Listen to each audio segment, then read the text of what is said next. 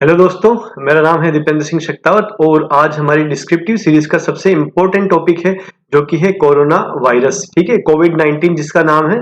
और इसके जो वेरियस एस्पेक्ट्स हैं, जो इसके इम्पैक्ट्स हैं, जो हमारी सोसाइटी पर, हमारी हेल्थ केयर सेक्टर पर, हमारे एग्रीकल्चर इन्वायरमेंट और जितने भी एस्पेक्ट सबसे ज्यादा इम्पोर्टेंट है आपके पॉइंट ऑफ व्यू से एग्जाम के, वो हम सारे डिस्कस करने वाले हैं।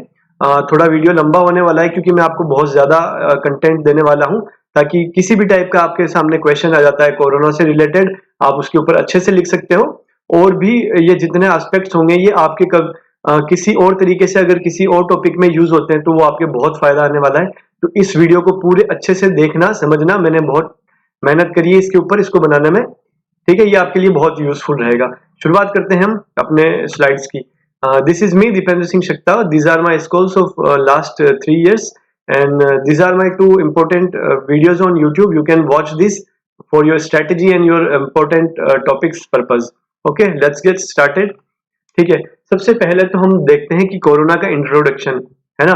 कोरोना है क्या? जो कोरोना वायरस है इसको एक्चुअल में कोविड-19 बोला जाता है। ठीक है, जिसकी अगर आप फुल फॉर्म देखोगे, CO का मतलब होता है आपका कोरोना, VI मतलब होता है वायरस, और D डिजीज।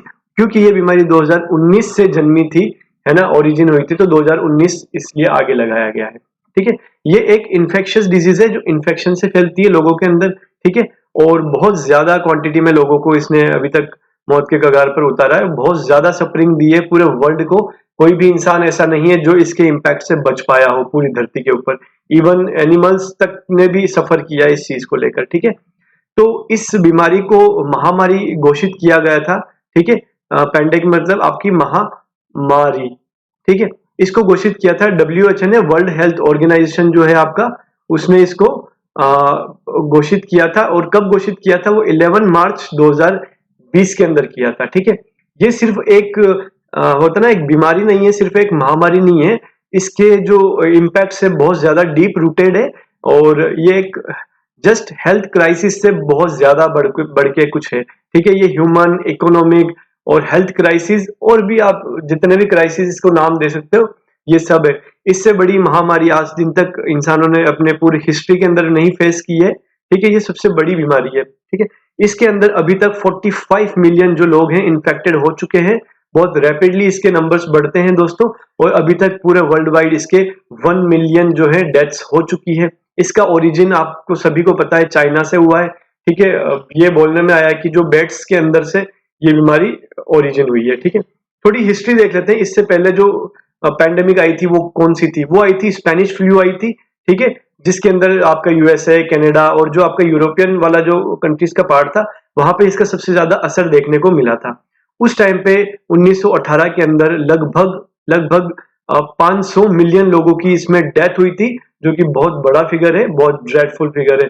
और वही सिचुएशन से भी ज्यादा बदतर सिचुएशन आज हुई है, जब हमारा वर्ल्ड पहले से ज्यादा इंटीग्रेटेड है, पहले से ज्यादा एडवांस्ड है। ठीक है, हम हेल्थ केयर में भी बहुत आगे बढ़ चुके हैं, लेकिन इस वायरस ने हमें लगभग 1 साल से अपने घरों के अंदर बंद करके रखा है। अभी तक की ये सबसे डेडलीस्ट और ड्रेडफुल डिजीज है in the history of Mankind. ठीक है, अब सबसे इंपॉर्टेंट चीज आती है कि अगर आपका होता ना, अगर इसके ऊपर ऐसे आया या फिर इसके ऊपर अगर लेटर आया, तो सबसे इंपॉर्टेंट जो चीजें आपको पता होनी चाहिए, सबसे पहली चीज आती है आपके सेफ्टी मेजर। आपसे पूछा जा सकता है लेटर के अंदर कि डूज एंड डोंट्स के बारे में लिखो कोरोना के अंदर, अपने छोटे भाई या छोटी बहन या किसी को भी आप बताने के चक्कर में। ठीक है ना, तो लेटर इसके ऊपर बहुत अच्छे से चांसेस बनते हैं इसके ऊपर लेटर आने के, सेफ्टी मेजर्स के ऊपर। ठीक है, how should I protect against कोविड-19? आपके पास में क्या वेरियस वेज है? ठीक है, अभी तक इसकी कोई वैक्सीन नहीं आई है दोस्तों। ठीक है, तो हम हमारी जो सावधानी होती है उससे ही हम इससे बचाव कर सकते हैं। ठीक है ना, तो सबसे पहली चीज है, आपको बहुत फ्रिक्वेंटली अपने हाथों को धोते रहना है। चाहे आप सोप का इस्तेमाल करें 20 सेकंड तक के लिए, या आप सैनिटाइजर को यूज कर सकते हैं। ठीक है, आपको जब भी आपकी कफिंग या स्नीजिंग आती है, तो आपको अपने कुछ भी हैंड्स को इस्तेमाल नहीं करना है, अपने एल्बोज अपने होता है ना बेंड हो जाना है, और जमीन के नीचे की तरफ आपको छीक देना है। ठीक है ना, फिर आपको avoid touching your eyes and nose and mouth. अपने जो फेस के जितने भी एरियाज है इसको आपको टच करने से बचना है, ताकि ये जो डिजीज है ये आपके माउथ, नोज या फिर होता है ना ईयर्स के थ्रू आपके अंदर एंटर ना कर पाए। ठीक है, आपको जितना हो सकता है उतना ज्यादा सोशल गैदरिंग्स को अवॉइड करना है और जितना हो सकता है उतना ज्यादा आपको आइसोलेशन के अंदर रहना चाहिए। ज्यादा क्राउडेड प्लेसेस में आपको नहीं जाना चाहिए। ठीक है ना। और सभी के साथ में जो आपके बीमार हैं, चाहे किसी को जुकाम भी हो रखा है, तो आपको उससे डरना है और उसके पास में आपको बिल्कुल भी नहीं जाना है, क्योंकि इस बीमारी के सिम्टम्स ही यही है, आपकी स्नीजिंग, आपकी कफिंग, है ना, मेन जो इसके रीजन जो सिम्टम्स है। आपको होता है ना अपने आप को बहुत क्लीन रखना है, डिसइंफेक्ट रखना है अपने सराउंडिंग्स को और सरफेसेस को, और आपको अपनी इम्यूनिटी के ऊपर भी काम करना है कि जितनी ज्यादा अच्छी स्ट्रॉन्ग इम्यूनिटी होगी उतनी जल्दी आप अच्छे से इस बीमारी से लड़ सकते हो। जिसके लिए आप अपने घर में ही एक्सरसाइज करो, विटामिन सी को यूज करो, जिंक एंड D3 जो आपके विटामिन है इनको आप यूज करो, ये आपकी इम्यूनिटी बढ़ाने के अंदर मदद करते हैं। तुलसी वगैरह हो गया, है ना। तो ये सारे आपके सेफ्टी मेजर्स है जो आपको मस्ट है। सबसे पहली चीज मैंने इसी को रखा है। और आप अपने मोबाइल के अंदर आरोग्य सेतु ऐप को डाउनलोड करो, जो बोलता है मैं सुरक्षित, हम सुरक्षित, भारत सुरक्षित। ये ऐप आपको बताता है इस बारे में कि अगर आपके पास में कोई कोरोना पॉजिटिव है तो उसकी इंफॉर्मेशन देके आपको अलर्ट कर सकता है। काफी अच्छी ऐप है, आपको ये करना चाहिए। ठीक है ना। तो आगे बढ़ते हैं। सबसे पहले देखते हैं हम लॉकडाउन लगाए। ठीक है ना, सारा जो इम्पैक्ट पड़ा है वो इस लॉकडाउन की वजह से ही पड़ा है। जितना भी इम्पैक्ट हुआ है ये लॉकडाउन ने किया है। ठीक है ना, क्योंकि सारी एक्टिविटीज ह्यूमन काइंड की इसमें रुक गई थी। तो हमारे यहाँ पे लॉकडाउन जो लगा था वो 4 फेजेस में लगा था, और ये इनकी डेट्स दे रखी है, 21, 19, 14 और 14 दिन के 4 फेजेस में लगा था। ठीक है, इसका जो गोल था वो क्या था? To control the spread of corona virus outbreak in India. India के अंदर कोरोना वायरस के स्टार्टिंग में एक के बाद में 3 केस हुए थे, और इन केसेस के बाद में हम बढ़ते बढ़ते आज हम लाखों में जा चुके हैं। ठीक है, तो इसका स्प्रेड रोकना ही इसका मेन एम था। और इस लॉकडाउन के अंदर सिर्फ आप फार्मेसीज, हॉस्पिटल, बैंक, ग्रोसरीज, मतलब होता है ना आपके इनको छोड़कर आपकी लगभग पूरा देश बंद हो चुका था। एक एक चीज बंद हो चुकी। ठीक है, चाहे आप प्राइवेट आपके एस्टेब्लिशमेंट्स ले लो, एजुकेशनल ट्रेनिंग इंस्टीट्यूट्स ले लो, प्लेसेस ऑफ वर्शिप ले लो, ठीक है ना, private transport, public transport, sports, entertainment, मतलब सब कुछ पूरा देश बंद था। सिर्फ असेंशियल जो आपकी होती है ना, असेंशियल थिंग्स थी। ठीक है, सिर्फ उसी के लिए आपके ये फार्मेसीज और हॉस्पिटल वगैरह खुला था, बाकी सब कुछ पूरा देश में लॉकडाउन था। ठीक है ना, ये लॉकडाउन की बात हुई। अब बात करते हैं इसके इम्पैक्ट। इसके इम्पैक्ट इतने डीप रूटेड है कि हर एक फील्ड में, हर एक एस्पेक्ट के अंदर आप इसके इम्पैक्ट्स को देख सकते हो। लेकिन अगर आप मेजर देखते हो तो इकोनॉमिकल इम्पैक्ट है, ठीक है, सोशल इम्पैक्ट है, इन्वायरमेंट के ऊपर बहुत इम्पैक्ट आया है, एग्रीकल्चर पे इम्पैक्ट आया है, tourism, employment, health care, education और बिजनेस सेक्टर। ये कुछ फंडामेंटल हमारे ये कोर एरियाज हैं जिसके ऊपर हम बात करने वाले हैं अपने इन एसेस के अंदर, है ना। ये कोविड-19 की तरफ से एक मुझे काफी अच्छा फ्लो चार्ट नेट पे अवेलेबल मिला, तो मैंने उसको यहाँ ऐड करने की कोशिश किया है। आप इसको एक बार गो थ्रू कर लेना। ठीक है, नेक्स्ट बढ़ते हैं आगे। सबसे पहले देखते हैं हम इकोनॉमिक इम्पैक्ट, क्योंकि पूरा वर्ल्ड जो है वो इकोनॉमी के ऊपर ही चलता है और इकोनॉमी सबसे पहले नंबर पर आती है। तो क्योंकि ये एक आपकी पैंडेमिक है, ठीक है ना, तो इसकी वजह से आपके पूरे वर्ल्ड के अंदर आपका लॉकडाउन ऑलमोस्ट लग चुका था। ठीक है, और इसकी वजह से आपके पास में एक ग्लोबल रिसेशन देखने को मिल सकता है जो आज से पहले कभी नहीं देखने को मिला। ठीक है, इंडिया की इकोनॉमी को जो लॉस हुआ है वो हुआ $2.8 ट्रिलियन का लॉस हुआ है। दोस्तों, आप इमेजिन कर सकते हो कि हमारी इंडिया की एक्चुअल जो इकोनॉमी है वो 2.6 ट्रिलियन के अराउंड ही है, और जिसको मोदी जी ने बोला है कि हम इसको 5 ट्रिलियन इकोनॉमी बनाना चाहते हैं, ये एक सपना है। लेकिन आप देख सकते हो हम ऑलरेडी, मतलब होता है ना, 2.8 ट्रिलियन लॉस्ट कर चुके हैं, प्लस इसका जो नुकसान होगा वो काफी सालों तक, कुछ सालों तक हमें इसके जो परिणाम होंगे वो भुगतने पड़ेंगे।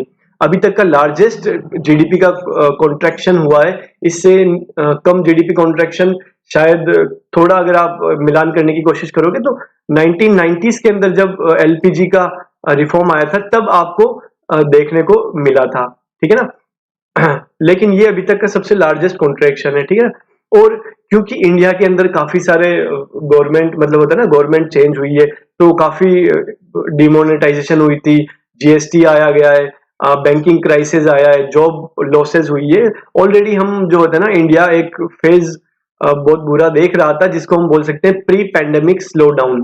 ठीक है ना, कि इस लॉकडाउन से पहले ही हम लोग बहुत होता है ना अच्छी कंडीशन में नहीं थे, हम ऑलरेडी काफी प्रॉब्लम्स फेस कर रहे थे, और इस कोरोना ने आके हमारी कमर को तोड़ के रख दिया।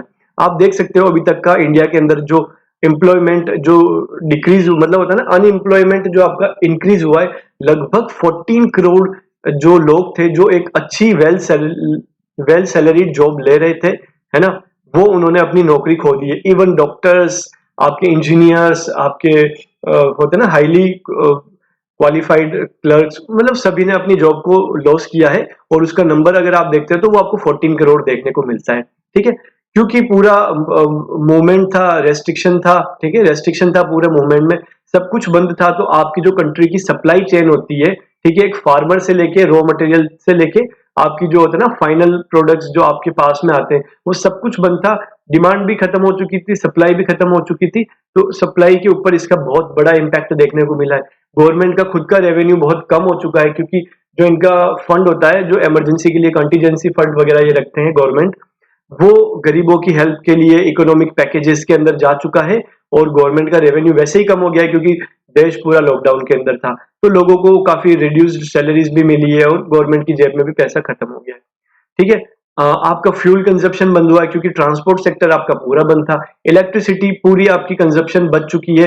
क्यों? क्योंकि इकोनॉमिकल एक्टिविटीज सारी की सारी अपने देश के अंदर, इकोनॉमिक जो एक्टिविटीज थी वो पूरी की पूरी से जो एक्टिविटीज थी वो शट डाउन के अंदर थी। और इसीलिए आपका जो इलेक्ट्रिसिटी कंजप्शन था वो बहुत लो था। नियरली 45% इंडियंस के जो हाउस होल्ड्स हैं, है ना, 45% हाउस होल्ड्स ने अपनी इनकम को बहुत ड्रास्टिकली ड्रॉप्ड होते हुए देखा है। मतलब लोग जो होता है ना बीपीएल जो कंडीशन होती है उससे ऊपर जा चुके थे, वो गिर के वापस नीचे आ गए। जो अच्छी कंडीशन में थे उनके भी बहुत हालात बुरे हो गए, और इस देश की हालत बहुत बुरी कंडीशन में जाके खड़ी हो गई है। इसके इकोनॉमिकल इम्पैक्ट को थोड़ा सा कम करने के लिए और इससे रिकवरी करने के लिए इंडियन गवर्नमेंट ने एक बहुत बड़ा पैकेज का अनाउंसमेंट किया था, जिसको आप बोल सकते हो 20 लाख करोड़ रुपये। एक पैकेज था जिसको आप डॉलर में बोलते हो तो आप बोलते हो 280 बिलियन डॉलर का एक गवर्नमेंट ने इकोनॉमिक पैकेज रेडी किया है। ठीक है, इस आर्थिक संकट से बाहर निकलने के लिए। इसके अलावा गवर्नमेंट ने अभी तक 52 बिलियन डॉलर का इकोनॉमिक रिलीफ निकाले हैं सिर्फ पुअर्स के लिए, कि उनको अपने सर्वाइवल के लिए ज्यादा परेशानी ना देखनी पड़े। हालांकि उनको काफी प्रॉब्लम होने वाली है, लेकिन फिर भी एक इकोनॉमिक पैकेज जो गवर्नमेंट का फर्ज है वो उन्होंने काम किया है। ठीक है, इसी के साथ कहीं ना कहीं थोड़ा बूस्टअप मिला है। जो हमारे पीएम मोदी ने बोला था कि हमें एक आत्मनिर्भर भारत को बनाना पड़ेगा। दोस्तों, ये कोई एक जस्ट स्कीम या कुछ एक वो नहीं है, कैंपेन नहीं है। आत्मनिर्भर भारत मतलब कि हमें खुद को होता ना सेल्फ रिलायंट बनाना पड़ेगा, और उसके लिए कई सारे कदम गवर्नमेंट उठाएगी, हमें भी इसके लिए पार्टिसिपेट करना पड़ेगा। और सबसे एक, अगर आप होता ना ब्लेसिंग इन डिसगाइज अगर आप बोलते हो, ठीक है, कि आपको अगर देखना है ब्लेसिंग इन डिसगाइज, तो आप ये बोल सकते हो कि अभी तक जो अपना ये इंडो पैसिफिक आपका जो रीजन है, ठीक है, आपका जो एशियाई रीजन है, उसके अंदर चाइना अभी तक का सबसे बड़ा एक लीडर था, जो हर एक चीज के अंदर लीड करता था। पर अब आप ये देख सकते हो कि पूरा वर्ल्ड आज चाइना से होता ना नफरत कर रहा है, उसको बुरी नजर से देख रहा है। और वही पूरी जो वर्ल्ड का फोकस है वो कहीं ना कहीं इंडिया की तरफ अब शिफ्ट हो रहा है, कि हमें इंडिया की तरफ प्रोडक्शन अपना चेंज करना चाहिए। आप देख सकते हो काफी सारी कंपनीज है, चाहे एप्पल हो गई हो या और भी अदर कंपनीज हो गई है व्हीकल की, या है ना, वो चाइना से अपने सारे के सारे मैन्युफैक्चरिंग यूनिट्स उठाकर वो इंडिया में शिफ्ट कर रहे हैं ऑलरेडी। ये काम इन द प्रोसेस है। ठीक है, तो ये एक ब्लेसिंग इन डिसगाइज है हमारे लिए। अगला देखते हैं हम सोशल इम्पैक्ट के ऊपर, कि सोसाइटी के ऊपर क्या इफेक्ट पड़ा है।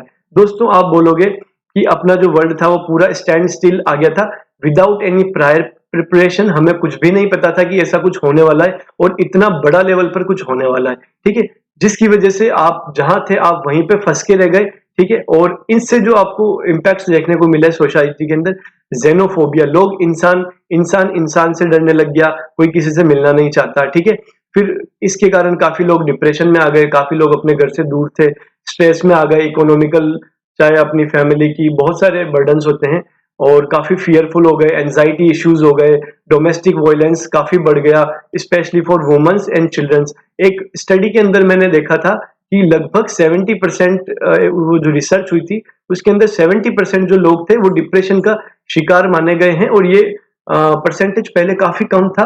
70%, you can think about it, it is a very great number, it is a very big number, shocking figure, है ना। तो ये कुछ इम्पैक्ट्स हैं जो लोगों के ऊपर उनके साइकोलॉजिकल इफेक्ट, ये कुछ साइकोलॉजिकल इफेक्ट्स हैं उनके, ठीक है। और इसके अलावा जो सबसे आपके मोस्ट वल्नरेबल सेक्शंस है, जो कि आपके जो बिलो पॉवर्टी लाइन के अंदर हो गए, जो आपके ओल्ड एज पीपल हो गए, डिसेबल्ड हो गए, जो आपके होमलेस पीपल है, रेफ्यूजीज है, माइग्रेंट लेबर्स हो गए, है ना, यूथ हो गए, सभी ने अपने आप को आइसोलेशन में देखा। जिनकी फाइनेंशियल कंडीशन ठीक थी उनकी भी कंडीशंस खराब हो गई, और जो ऑलरेडी अच्छी कंडीशन में नहीं थी उनकी तो बदतर हालत हो गई है। काफी स्टारवेशन से डेथ हुई है, काफी माइग्रेशन के अंदर भी लोगों का होता है ना, काफी डेथ हुई है। इसको मैं अलग से आगे माइग्रेशन के अंदर डिस्कस करने वाला हूँ, ये थोड़ा ब्रॉड टॉपिक है। एम्प्लॉयमेंट की बात करता हूँ तो सबका एम्प्लॉयमेंट जा चुका है, ठीक है, और इसको भी मैं आगे एक सेक्शन के अंदर डिस्कस करने वाला हूँ एम्प्लॉयमेंट को। फूड की कमी हो गई, वाटर की कमी हो गई, हेल्थ केयर आपका पूरा स्टैंड स्टिल पे आ गया, सिर्फ जरूरत की चीजें थी उन्हीं के ऊपर काम हो रहा था, बाकी पूरा सब बंद था। एजुकेशन पूरी डिजिटल हो गई, ऑनलाइन हो गई, स्कूल्स कॉलेजेस सारे इंस्टीट्यूशंस बंद हो गए, है ना। जो आपका मूवमेंट रेस्ट्रिक्शन था वो पूरे इंडिया में लगा हुआ था और काफी कंट्रीज के अंदर भी लगा हुआ था, तो जो जहां था वो उन्हीं कंडीशंस के अंदर फंस के रह गया, है ना। आपको पता है इंडिया की लगभग 58% पॉपुलेशन जो है वो एग्रीकल्चर पे डिपेंड करती है, और यहाँ पे आपको एक मैसिव क्राइसिस देखने को मिला है, ठीक है। इसको मैं एग्रीकल्चर के टॉपिक के अंदर, एग्रीकल्चर इम्पैक्ट के अंदर आगे डिस्कस करने वाला हूँ, अच्छे से समझ में आएगा।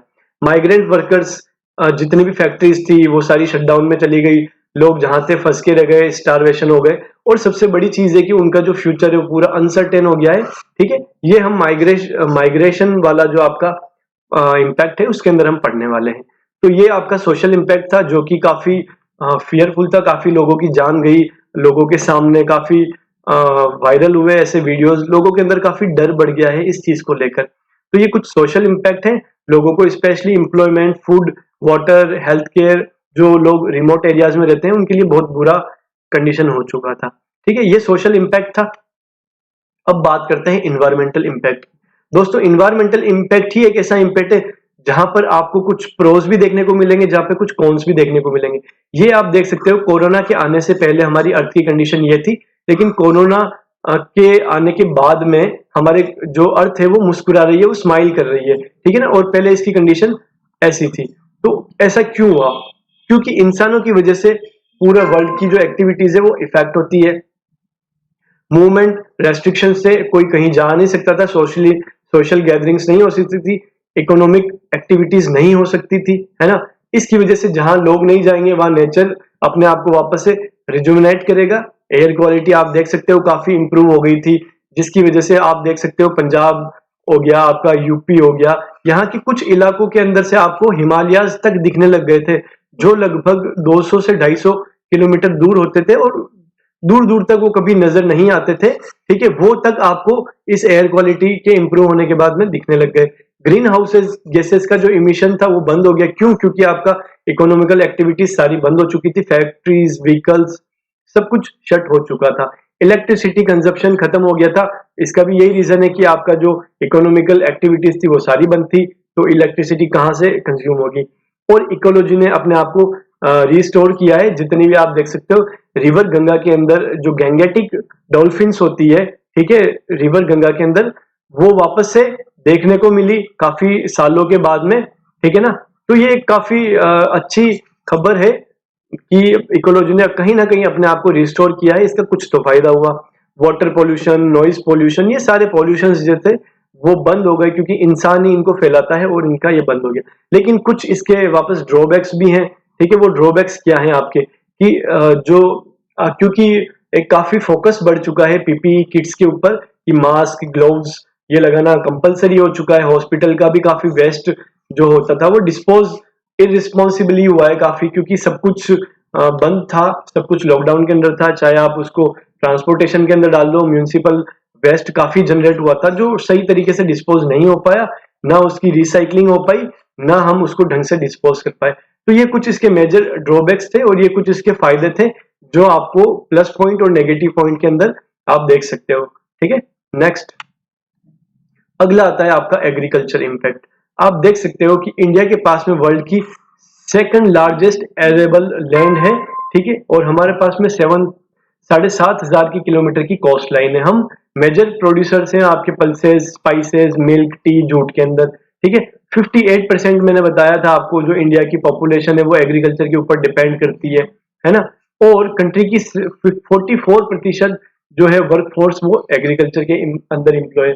तो आप देख सकते हो हमारी आधी से ज्यादा पॉपुलेशन एग्रीकल्चर के अंदर इन्वॉल्व है, और एग्रीकल्चर ने एक बहुत ही मैसिव ब्लो, मैसिव क्राइसिस को यहाँ पे देखा है। 60% जो आपके फार्मर्स थे, उनका जो जो होता है ना, उनके क्रॉप्स थे, उनको काफी लॉसेस हुआ है। आप देख सकते हो काफी मिस इन्फॉर्मेशन सोशल मीडिया पर फैल रही थी कि इससे भी कोरोना फैलता है, उससे भी कोरोना फैलता है, ठीक है। तो लोग अवॉइड कर रहे थे कि हम इन चीजों को ना खरीदें। तो वो चीजें जब डिमांड ही नहीं होगी आपके पास में, तो आप सप्लाई कैसे करोगे, है ना। तो आप सबसे पहले आपके पास में डिमांड होना जरूरी है, तभी आपकी सप्लाई होती है। जितने भी पेरिशेबल आइटम्स थे वो सारे बहुत जल्दी जल्दी खत्म हो गए। पेरिशेबल आइटम्स कहीं ना कहीं थोड़े कॉस्टली भी होते हैं, फ्रूट्स, वेजिटेबल्स हो गया, डेयरी प्रोडक्ट्स हो गए, आपके मीट वगैरह हो गए। तो ये सारी की सारी चीजें ड्यू टू मिस इन्फॉर्मेशन लोग अवॉइड कर रहे थे। और एक फिगर आया था जो मैंने देखा कि अप्रैल, जो आपका एंड ऑफ अप्रैल था, तब तक हमारे इंडिया के अंदर 2.5 बिलियन यूएसडी गवर्नमेंट ने पीएम किसान योजना के तहत लोगों के अकाउंट तक पहुंचाने का काम किया है। कहीं ना कहीं एक अच्छा डिसीजन था गवर्नमेंट की तरफ से, जो इन्होंने एक रिलीफ मेजर उठाया। काफी ज्यादा फूड वेस्टेज हुई थी, क्योंकि मैंने बताया अभी आपको, सप्लाई चेन हमारी पूरी तरह से ब्रेकडाउन के अंदर आ चुकी थी। लोग कुछ खरीदना नहीं चाह रहे थे क्योंकि डिमांड नहीं थी, है ना। एनिमल स्टारवेशन भी बहुत देखने को मिली है कहीं पे। मैंने देखा था कि साउथ साइड में जो आपके एलिफेंट्स होते हैं वो भूखे मर रहे थे, उनके पास खाने के लिए उनके पास फूड अवेलेबल नहीं था। और ऐसे कई एग्जाम्पल्स हैं कि एनिमल स्टारवेशन भी एक रीजन है। कैटल रियरिंग हमारे ही अंदर आता है, ठीक है। और स्लो डाउन और शट डाउन की वजह से एग्रीकल्चर ने बहुत बड़ा इम्पैक्ट देखने को मिला है। एग्रीकल्चर की वैसे भी स्टेट इंडिया के अंदर तो काफी अच्छी नहीं है। ऑलरेडी हमारे जो फार्मर्स होते हैं वो सर्वाइवल के लिए ही इतना ही कमा पाते हैं, और कोरोना ने आके इनके जो होती है ना रीढ़ की हड्डी तोड़ के रख दी। तो ये आपका कोरोना क्राइसिस था, ठीक है। अब बात करते हैं माइग्रेंट लेबर्स की। आपने देखा होगा दोस्तों कि ये फोटो देख के आपके दिल पे आपको पता चल रहा होगा कि माइग्रेशन कितना बुरा होता है। लोगों के ये एक पाँव में जो खून से छना हुआ है, और इसके अंदर माइग्रेशन लेबर जो है वो अपने बीवी बच्चे और अपना बोरिया बिस्तर लेके चल रहा है, ठीक है। 23% माइग्रेंट लेबर्स जो थे इंडिया के अंदर, जो जैसे कोई यूपी का है वो तेलंगाना के अंदर वर्क कर रहा है, चेन्नई में वर्क कर रहा है, तो वो वहां से लेके यहाँ तक आया है, तो बाई ऑन फुट आया है। और कई सारे लोग तो होता ना बाइक साइकिल, जैसे हो सका पॉसिबल वो अपने घर पे आए थे। क्यों? क्योंकि अनसर्टेनिटी थी फ्यूचर को लेके कि पता नहीं क्या होने वाला है, हम लोग कब घर पे जाएंगे, है ना। तो ये एक बहुत बड़ा रीजन था, और काफी लोगों ने इसके अंदर अपनी जान गंवाई है। लगभग 1000 से प्लस का तो मुझे फैक्ट फिगर मैंने देखा था कि काफी लोगों की डिफरेंट डिफरेंट डायमेंशन एस्पेक्ट्स की वजह से डेथ हुई थी। किसी का माइग्रेशन की वजह से, किसी का स्टारवेशन की वजह से, किसी का पुलिस ब्रुटालिटी की तरह से, किसी का रोड एक्सीडेंट की वजह से। तो काफी लोगों की जाने गई थी इसके अंदर, जो कि एक बहुत कीमत हमें अलग से एक्स्ट्रा चुकानी पड़ी, ठीक है। काफी लोग स्टारवेशन की तरफ से मर गए थे, मेरे ख्याल से 300 लोग लगभग स्टारवेशन का एक फिगर है, ठीक है। सेपरेशन ऑफ फैमिली था, जिसकी वजह से कहीं ना कहीं डिप्रेशन और काफी एंजाइटीज वगैरह की प्रॉब्लम थी, ठीक है। और उनके पास में कोई अल्टरनेटिव फॉर्म भी नहीं है अब एम्प्लॉयमेंट का, तो ये उनका जो फ्यूचर है वो पूरी तरह से अनसर्टेन हो चुका है, ठीक है। इन माइग्रेंट लेबर्स को अगर आप देखते हो दोस्तों, तो सबसे जो आपकी इंपॉर्टेंट इंडस्ट्रीज है, जितनी भी आपकी इंपॉर्टेंट इंडस्ट्रीज चलती है, सबके अंदर माइग्रेंट लेबर्स का सबसे बड़ा रोल होता है। अगर ये नहीं होंगे तो आपका काम करेगा कौन? काम नहीं होगा तो कुछ भी वर्ल्ड एक्टिविटीज नहीं हो सकती, इकोनॉमिक एक्टिविटीज। माइग्रेशन लेवल जो आपके माइग्रेंट्स होते हैं उनके अलावा, लेबर्स के अलावा पॉसिबल नहीं है, ठीक है। जितने भी आपकी कंस्ट्रक्शन साइट हो गई उसमें काम करने वाले, आपकी हॉस्पिटैलिटी, आपकी टेक्सटाइल इंडस्ट्रीज, किसी भी तरह की आपकी मैन्युफैक्चरिंग हो, आपका ट्रांसपोर्टेशन हो, सर्विस सेक्टर हो, कोई भी आपका डोमेस्टिक वर्क हो, सभी के अंदर आपके लेबर्स का सबसे ज्यादा इंपॉर्टेंस है। यही आपकी फंडामेंटल बेसिक यूनिट है जो आपका काम करती है, ठीक है। एक्सप्लॉयटेशन ऑफ वर्कर्स, ये बहुत इंपॉर्टेंट टॉपिक है दोस्तों, ठीक है। अब क्योंकि कोरोना की वजह से फ्यूचर अनसर्टेन हो चुका है, ठीक है, इंडस्ट्रीज शट हो चुकी, तो जब भी ये वापस से रीओपन होने वाली है तो हर आदमी डेस्परेट होगा कि मुझे काम चाहिए, चाहे कम से कम पैसे मिले, बस मैं सर्वाइव कर जाऊं, इतना मुझे काम मिल जाए। तो उसके लिए काफी कंपटीशन होने वाला है, और अगर ज्यादा लोग डेस्परेट होंगे काम के लिए तो ऑब्वियसली इनका एक्सप्लॉयटेशन तो होना ही होना है। इनको बुरी कंडीशन में रखा जाएगा, इनको बराबर पैसे नहीं दिए जाएंगे, बस इतना ही दिया जाएगा जितने में ये सर्वाइव कर पाए और ये एक्सप्लॉइट होते रहें, ठीक है ना। क्राउडेड अकोमोडेशंस होती है, वहां पे इनको रखा जाता है, ठीक है, क्योंकि मैंने बताया आपको सिचुएशन इनके लिए बहुत बदल चुकी है, ठीक है। डॉर्मेटरीज जो होती क्राउडेड होती है, इनको अच्छे से हाइजीन और होता ना सेफ्टी मेजर्स भी नहीं दिए जाते हैं, तो कहीं ना कहीं यहाँ से कोरोना का आगे बढ़ने का रास्ता और साफ हो सकता है, जो हमारे लिए कॉज ऑफ कंसर्न होना चाहिए, ठीक है। तो गवर्नमेंट को, क्योंकि ये है लेफ्ट ओवर्स है हमारी सोसाइटी के और सबसे इंपॉर्टेंट पिलर है, लॉ मेकर्स को, बिजनेसमैन को, सबको एक होता है ना अपना इंसानी कर्तव्य निभाने चाहिए, ह्यूमन राइट्स को अपहोल्ड करना चाहिए और इनके लिए लेबर लॉज लेके आने चाहिए ताकि इनका ज्यादा एक्सप्लॉयटेशन ना हो पाए और ये एक अच्छी कंडीशन में, क्योंकि अगर हमारा देश का गरीब अच्छी कंडीशन में नहीं आएगा तो देश से गरीबी कभी नहीं जाएगी, ठीक है। तो ये सबसे इंपॉर्टेंट फिगर है दोस्तों, जो आपको पता होना चाहिए। ये हो गया आपका माइग्रेशन। अब इसके बाद बात करते हैं हम कि टूरिज्म का भी एक बहुत बड़ा इंपॉर्टेंस है दोस्तों। टूरिज्म इंडस्ट्री, कई सारे देश तो ऐसे हैं जो सिर्फ टूरिज्म के ऊपर ही पूरा वर्क करते हैं। इंडिया की इकोनॉमी का भी काफी अच्छा खासा हिस्सा आपका टूरिज्म के ऊपर डिपेंड करता है। आप ये दो फोटो देख सकते हो, एक फोटो के अंदर स्ट्रीट्स पूरी खाली है, ये आपका आफ्टर लॉकडाउन, और इससे पहले पूरी स्ट्रीट चल रही थी। तो आप देख सकते हो कितनी सारी इकोनॉमिकल एक्टिविटीज सिर्फ आपका टूरिज्म सेक्टर लेकर आता है, ठीक है ना। काफी कंट्रीज तो टूरिज्म के ऊपर ही चलती है।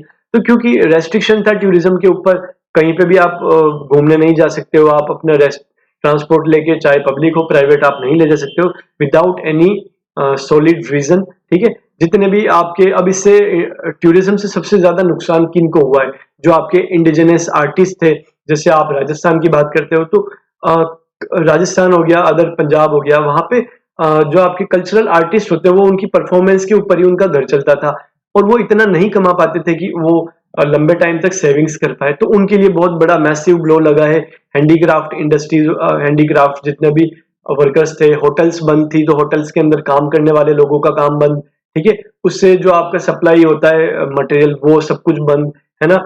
जो लोकल रेडी लगाते थे वो लोग, उनका सब कुछ बंद। तो टूरिज्म से काफी इफेक्ट पड़ता है दोस्तों इन सब चीजों के ऊपर। और टूरिज्म इंडस्ट्री का एक रिसर्च जो हुई थी उसके अंदर मार्च और अप्रैल का बता रहा हूं मैं, सिर्फ मार्च और अप्रैल का, ठीक है, जो कि आपका 2.5 बिलियन यूएसडी था, जो अभी तक सिर्फ आपके एक महीने के अंदर आपको डैमेज देखने को मिला है। तो आप देख सकते हो टूरिज्म सेक्टर अभी तक वापस पूरी तरह से अपने पांव पे खड़ा नहीं हो पाया है, ठीक है। लगभग 65% जो आपकी इंटरनेशनल टूरिस्ट थे, उन्होंने, जो आपके फर्स्ट 6 मंथ थे, वो उनका सारा का सारा ड्रॉप हुआ है डाटा। 65% पॉपुलेशन जो टूरिज्म के लिए रेडी थी आने के लिए, लेकिन वो उन्होंने अपना आइडिया ड्रॉप कर दिया और उसकी वजह से ये जितने भी आपको इश्यूज देखने को मिल रहे हैं, ये सारे इश्यूज 65% बहुत ज्यादा बड़ा नंबर है, ठीक है दोस्तों। तो अगला टॉपिक हम बढ़ते हैं हेल्थ केयर की तरफ।